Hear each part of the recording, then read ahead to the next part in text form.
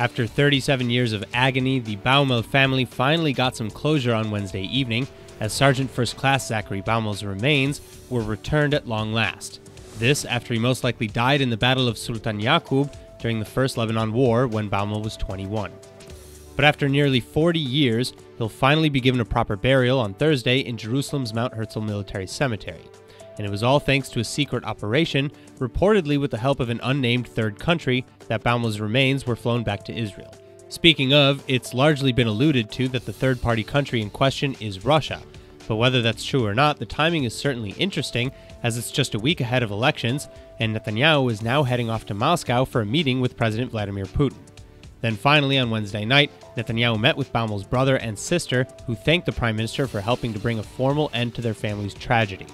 And at a press conference earlier in the day, Netanyahu said that returning Baumel's remains was a repayment of a moral debt to the fallen soldiers of the IDF and a repayment of a moral debt to their families. Unfortunately, however, two other soldiers, Zvi Feldman and Yehuda Katz, whose bodies are still missing from that same battle, have yet to be found.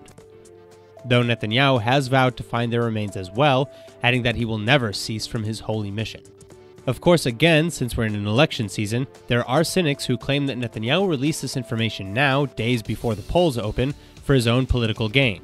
And according to Haaretz, which is not exactly a publication in favor of the Prime Minister, a column on Wednesday pointed to everything falling into place for Netanyahu's win, recognizing the Golan, the return of Baumel's remains, and now jetting off to a meeting with Putin.